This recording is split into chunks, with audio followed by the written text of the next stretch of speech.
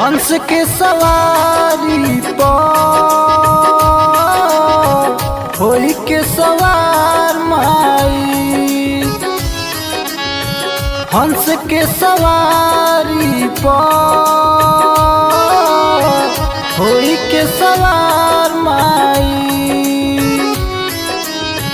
बेटवा बुलावता अब एक बार माई, हंस के सवारी पर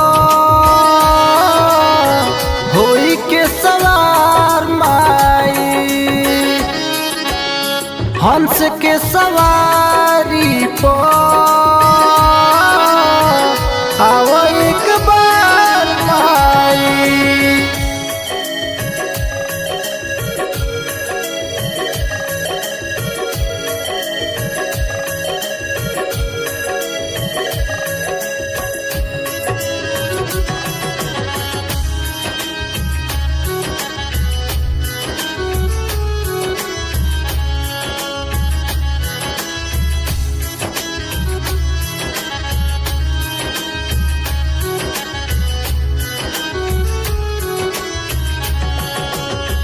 तोहरे सहारे माई गावतानी हम हो, सुर के न ज्ञान नहीं जानी सरगम हो।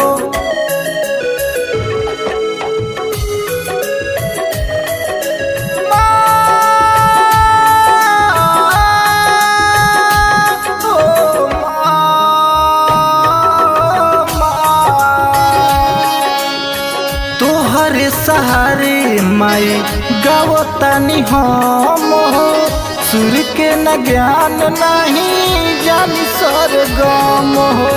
हमारा पकहिया ले करबू विचार माई, बेटावा बोलावता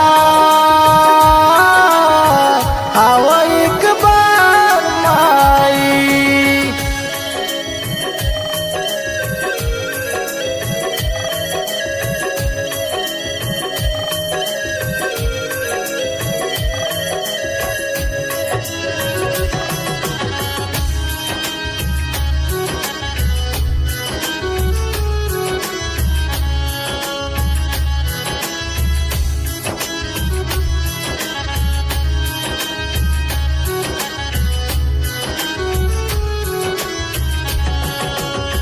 सभा में बोलावो तनी माई होयावो, मिथिलेश दीवाना के अब न रोआवो।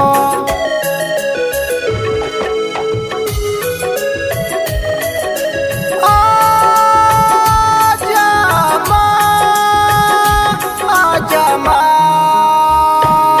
आजा माँ। सभा में बोलावो तनी माई होयावो, मोनू अभिरोक के अब न रोआवो। राजू सरगम पर करो उपकार माई, बेटा